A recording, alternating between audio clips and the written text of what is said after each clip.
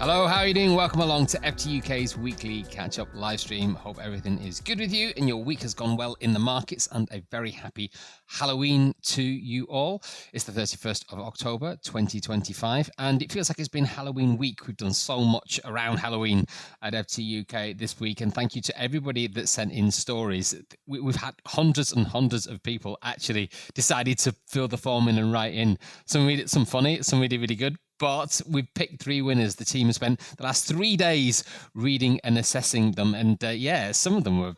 Thank you so much to everyone that put so much effort in. Really appreciate it. It's been a good idea to do. And actually, I do feel that there's a slight educational angle in all of this. We've got 3 winners that have been picked, and we will go through each of those stories at the end of this live stream, just to sort of, give everybody some details about exactly what the lessons are that can be learned from this stuff. So although it was kind of light-hearted, I think there are some key things that we can all learn from this stuff. So yeah, well done. Congratulations to the winners. We will get into that at the end. We'll also, obviously, you can't have failed to have noticed that we've got futures trading live now. Really pleased to get that live for everybody. And the accounts have been going out the door, which is good to see. It's fantastic. No payouts as yet. We have had a couple of people that have passed the one-step sim evaluation, so that's good. I've not seen any payouts as yet, but hopefully they'll be coming through the system very soon as well. It looks like it's going really smoothly, so I want to talk through some of the details. Somebody asked me a question earlier in the week about the pricing data, so I want to just talk about that. We'll run through some details, and then obviously we will jump into the weekly payout review first of all, because the regular payouts, they have been going out, and the funded accounts as well, they've been racking up very nicely. So let's start with those weekly payouts, because we're going to be here for ages getting through all of these Halloween stories. Congratulations to everybody that got a payout this week. $38,808 in total. Ethan B, $4,830. Azim E, $1,208. Congratulations to you. There's some really nice ones in here. Zing A as well. That's a great name, Zing. I don't know what you've been trading, but congratulations to you. 2,540. It's been a lot better in October for payouts and for activity than I thought it was going to be, because things tend to sort of, once the summer's gone as well, people sort of like hanker down and just get on with what they're doing. But yeah, it's been working. The markets have been flowing beautifully, as you would normally expect at this time of year. So it's very nice to see that the payouts have been strong throughout the course of the entire month. On the funded side, a huge amount of payouts, a huge amount of funded accounts, people passing those assessments, getting the funded accounts, leveling up, scaling up, all of that type of stuff. There's a lot of people active at FTUK at the moment. Sean N as well, 200,000. Well done to you. I think these top 4 on here, I think they're all instant funding accounts, but this one, Mark K, 400,000. That's from a 100k instant funding account. Now on level 3, I've had a couple of email communications with him. Well done, Mark. I mean, he really is. I said it to him in one of his emails. Really, congratulations to you. It's no easy feat, that scaling up to that level. Level 3, 400,000 now. Amazing. I want to try and get Mark onto an interview. He was a little bit shy, a little bit reluctant, but hopefully if he hears this, maybe you wouldn't mind coming on and talking about it, because it's very difficult to do. So it's good to see that some of those scaling traders are managing to get it all sorted in October. Gerald M as well, congratulations. 100k for you as well. 1,395,000 in total funded accounts. Big numbers. Great end to the year, I think, for FTUK, and well done to everybody that's active in their accounts at the moment and getting the payouts and getting the funded levels. It's good to see. Right. Let us talk about futures trading. So pleased. We've officially launched. The emails have gone out. The promotions have gone out. There'll be more stuff coming over the course of the next few weeks as well. You now have an option of trading traditional CFD Forex accounts with FTUK, or you can go down the route of trading the futures markets. Futures is very close to my own heart. Done an awful lot of futures trading. It's a beautiful environment to work in. You will feel that even though the products are the same and the CFD pricing mirrors the futures, but you will feel that it does feel different. And then one of the core reasons is because futures markets are all through an exchange, the CME, primarily the CME in Chicago. the futures themselves, they will feel different to trade. There's something about it. Because you trade in specific contract sizes, you will find that the leverage feels a lot higher. You'll see that the structure of the programs and the accounts are different, but give it a try. There's a few options in there. You also have the ability to reset your account. You can also go with a monthly subscription on the one-step evaluation as well. So yeah, definitely give it a try. It's a different flavor, and I think what you'll find, or what I'm anticipating, is that the payouts, they'll feel much quicker, because the sizes are much higher, the contract sizes are much higher. People will go through the process a lot faster. So if you're that kind of trader that is just wants to sort of get that instant payout there and then within 48 hours, 3 days, 4 days, you want to pay, join, trade, and then withdraw, I think futures is a really, really good route for you.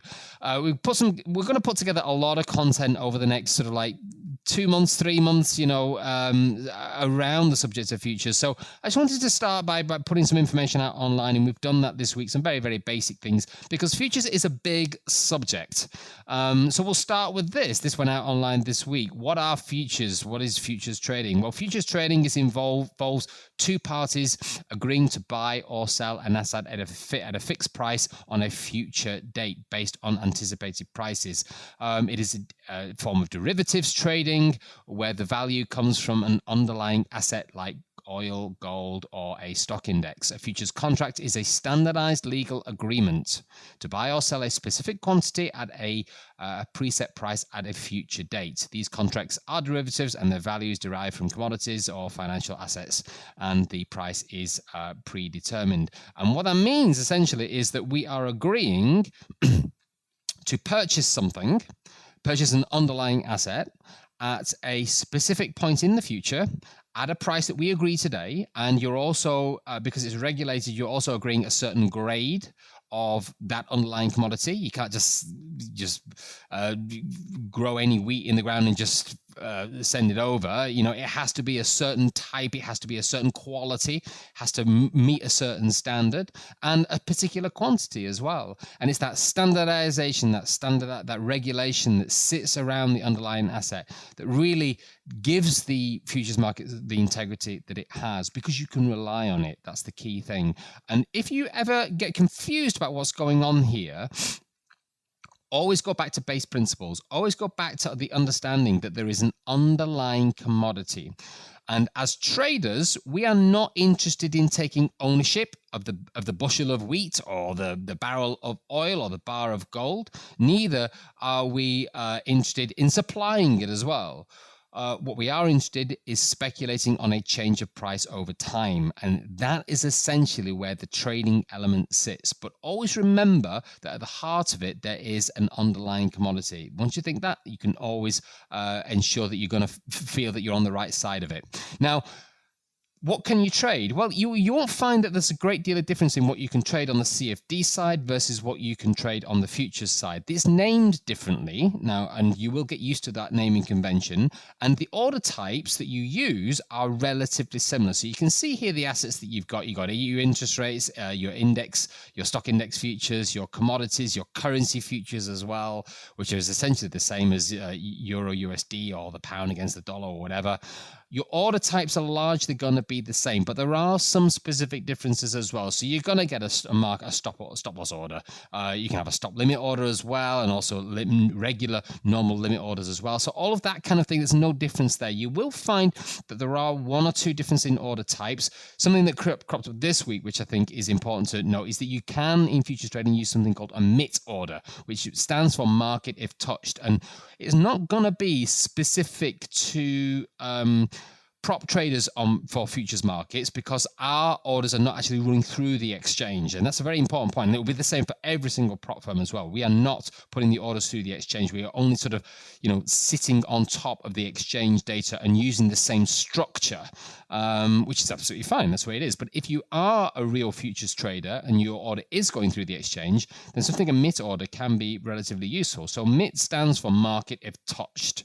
And what that does, particularly for algorithmic traders or computer traders that are doing a lot of like high frequency stuff, you may not want to, because the exchange is transparent, everybody can see the data, everybody can see the price, everybody can see who's buying and selling, in theory, then what it means is that some participants may want to hold their orders back. They may not want to show their hand, say, I want to buy or sell a specific at this price. So what you can do is you can use something called a MIT order, which is where you're entering into the order execution platform, whether that's a charting platform or something a bit more sophisticated. You can put those orders in there, but they won't actually be sent through to the exchange. Now, that's a big difference between the kinds of ways that you would transact in futures markets versus how you would transact on a CFD platform. And this is because you have an exchange at the heart of it, rather than it being sort of a deregulated market, which is over the counter like the Forex market. So yeah, it's a very specific thing. So you will get used to this kind of stuff. And as an area of study, if you've spent a long time working with prop accounts in the Forex industry, I would say this is a great next step. It's a big subject. It's a lot more. It's not to say that CFDs are professional trading instruments used in all sorts of ways, but it feels a lot more grown up because you are working on markets with market data, with orders and volume that is basically occupied by the professional end of the market as well, that you can then sort of like observe and be part of. So it's a big difference. So yeah, good. I can talk about this stuff all day. I want to just also as well highlight as well, this is from a question that came when we went live, because someone wrote to me asking, said that there's something wrong with the actual charting data.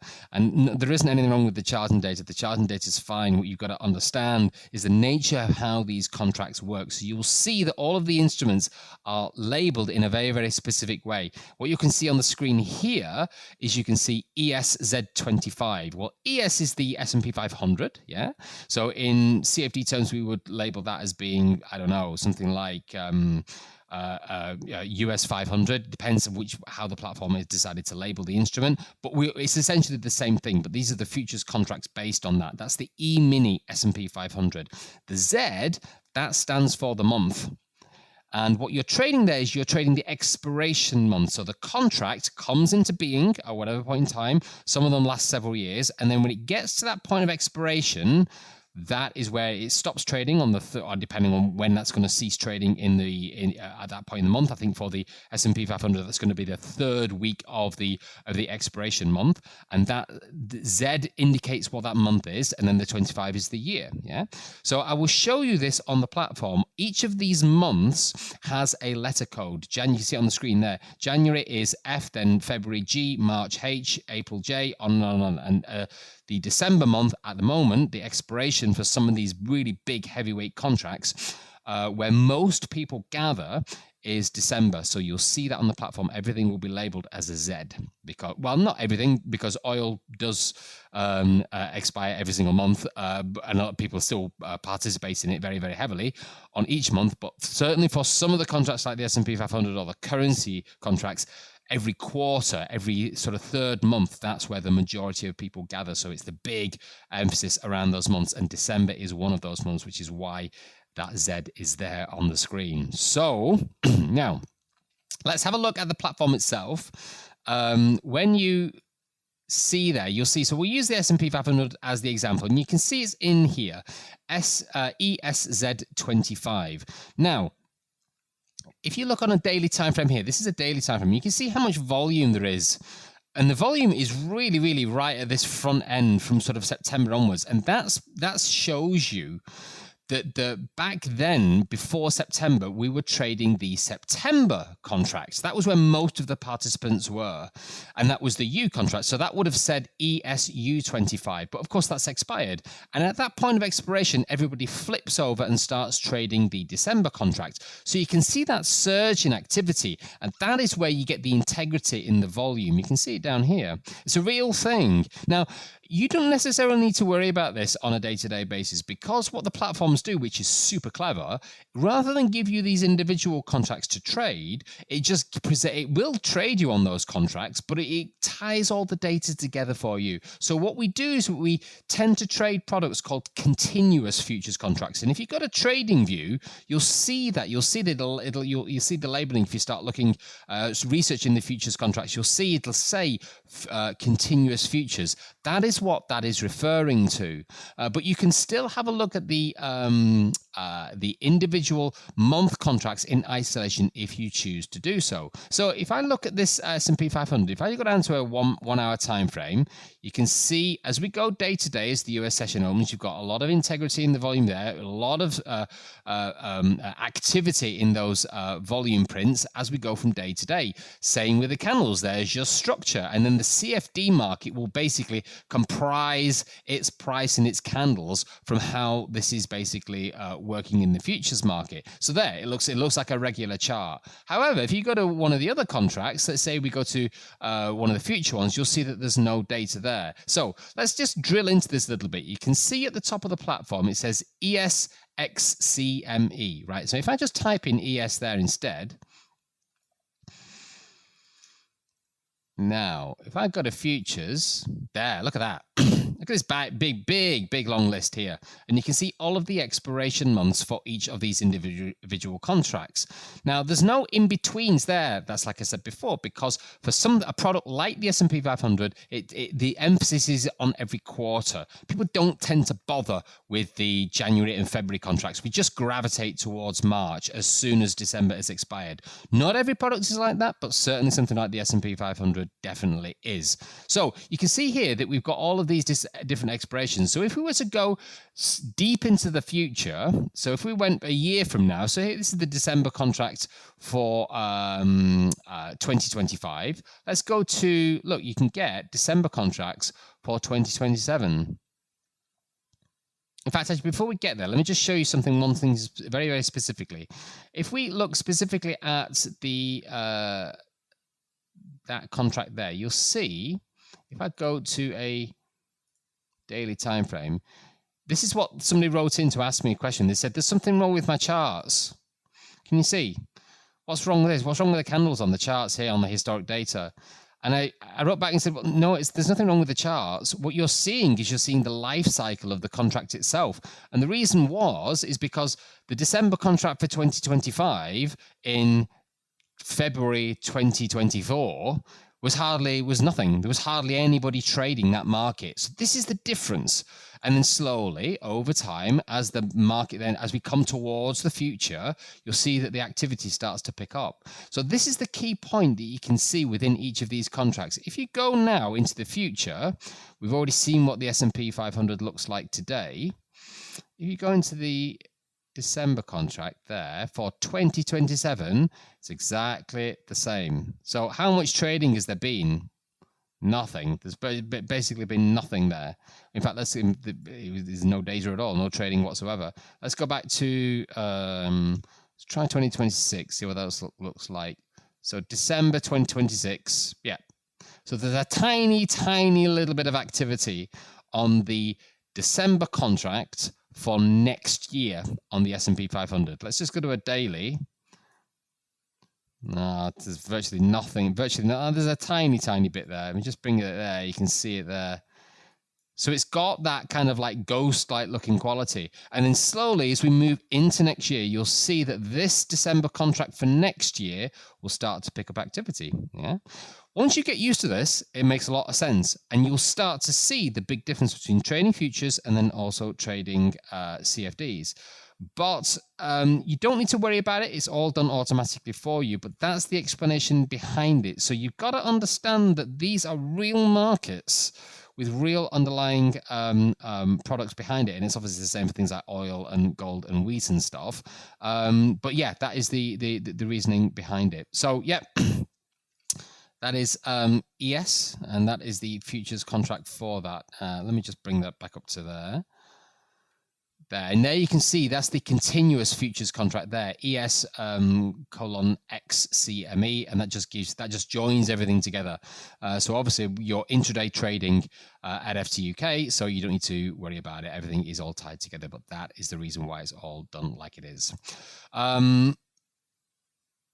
Yeah, it's I'm so pleased to get futures trading live. Really it is absolutely outstanding. And if you have never done it before, I suggest you give it a try. It will change your view, and you will mature as a trader just by starting to take part in these most amazing markets. We have obviously we've launched now officially. So if you want to get involved, we've got an amazing deal at the moment on the subscriptions and also on the flat fee payments for the instant sim funding. A full 50% discount, which is absolutely outstanding. Plus, there's a BOGO as well attached to this as well with your first payout. All you need at the checkout is the code launch. Stick that in there with your futures purchase. This is just for futures, just the futures products, futures accounts. Stick launch into the checkout and you can get that 50% off. It's not going to be here forever. Yeah, please take advantage of that. And it's definitely a good introduction to getting involved in these far superior advanced markets. It's good to see. It's great. Okay, a lot there about futures. Let's now talk about this Halloween. We've had Halloween week, and thank you to everybody that sent in a story. Some really, really good ones. Hundreds of people decided to enter this. We have 3 accounts to give away, and you can choose whether you want a 5K instant funding account or a 10K two-step. And it's quite light-hearted. It's a bit of fun, but I do think that there's some lessons in there. So I'm very, very pleased that we can announce the winners. There's no first, second, or third, as in like one is better than the other. There's just 3 winners that we picked from the hundreds of people that entered. And these are the winners. LA Baby, Furman Shaya, congratulations as well. And then Hood Gammy as well, congratulations. I'm going to read out each story as well. I think there's some key lessons in there that we can all learn. Let's start with the first one. This is from LA Baby. He had a great title for his story. It was called The Candle That Wouldn't Die. I've summarized it a bit because it's quite long. The candle that wouldn't die. They say every trader has that one chart that still follows them around. It was supposed to be simple. One setup, Euro USD, clean range, tight stop, just a test. But that night, the candles didn't move the way they should have. The spreads widened, the volume thinned. I shrugged it off and held the trade overnight. Oh, I've done that before. That was my first mistake. At 2:47 a.m., I woke up to a faint ding. The MetaTrader notification light flickered once, blue, then red, then off. I stared at the screen. My stop loss had disappeared, gone, like it had never been there. Oh, it's just that, the feeling in your stomach is just horrendous, isn't it? When that kind of thing, you're on the wrong side of a very fast move. I blinked to rub my eyes. The candle was red, particularly in the middle of the night as well, when you're not thinking, when you're asleep, you know. Slowly growing, stretching. It melted down the screen like blood. Oh, good Halloween analogy. I shut the laptop, cursed, tried to breathe it off. It had been a glitch. I froze.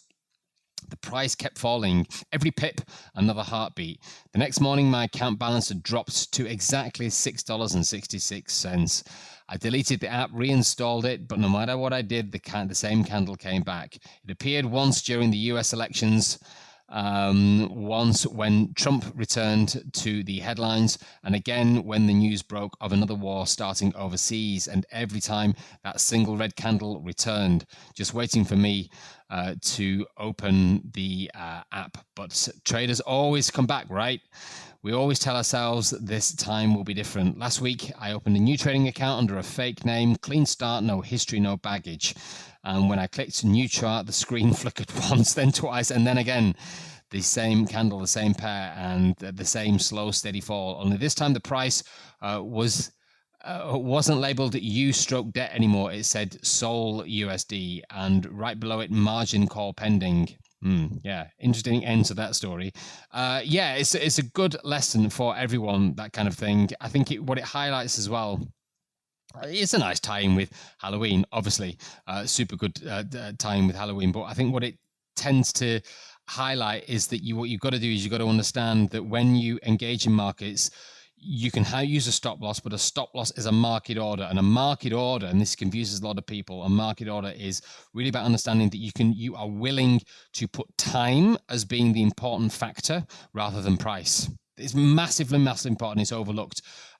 So if you using a stop loss is a market order saying that you want to get out now. So if the market's really kicking off, the important thing for you to do is to get out. And that's what you're telling the broker. You're telling the broker that you want to transact now, and you don't care what price you get. You just want out. Now, in a very volatile situation, the broker's not going to guarantee you anything. They can basically will say to you, okay, it's going to be at any particular price, the next available price. That's what they will say. And that's what that illustrates. So if you're in a situation where a war starts or something political happens or disaster happens or something, an anomaly comes on, a black swan event, as Nassim Taleb famously said, then that is where a market order can put you at a distinct disadvantage. But there's something that you can do to protect yourself against that, because you can't control it, and that is trade smaller. So if anything, this story highlights that trading smaller is a much more advantageous way of doing it, because it's about you surviving. So trade smaller to fight another day. That, I think, is the key thing that we can take away from that lesson. But yeah, congratulations, LA baby. You can choose between a 5K instant funding account and a 10K two-step. So well done to you. Thank you for sending that in. Okay, let's move on to the next winner. This is a story that comes from, let me just bring up my slides for this. There it is. That's the one. This is from Fermanshire. Congratulations and thanks very much for sending it in. This is a story about gold. The night my gold trade turned into a nightmare and reborn as Lion, Lion. This is a good story. It was a calm London session, perfect setup, clean structure. The Dixie was all aligned. I placed my gold trade with full conviction, then everything changed in 5 minutes. A sudden liquidity sweep hit just before CPI news. We've been there on a news event, haven't we? And my position, which was up 2R, got wicked out by literally 0.2 pips. Then price exploded in my original direction. That's a sickening feeling, isn't it? Absolutely sickening. I watched in silence as my 10,000 challenge account breached in less than a minute.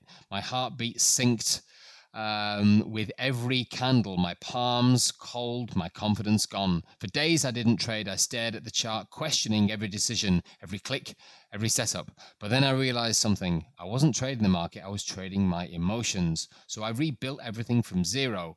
I designed Lion, London Intraday Order Flow Network, my precision conviction model. It focuses on timing, liquidity, and Dixie correlation. No emotions, no revenge trading, pure structure, precision, and discipline. Now I trade 2 funded accounts with one rule. No setup is worth breaking your discipline. I totally agree with you there. Absolutely. That night I lost my account, but I gained my identity as a trader, a lion face. Sometimes the scariest losses are the ones that build the sharpest discipline. That is a great way to end the story. And I completely agree with you. I totally understand where you're coming from with that story. And you're absolutely 100% spot on. This is the sort of story where the market teaches you. You'll pay for your education one way or the other. You're going to pay somebody to teach you, or the market will teach you, but you'll pay either way. And what this highlights is it highlights how sometimes it can take a catastrophic situation for you to change something, the bad habit that you've not fixed yet, that you know you're doing,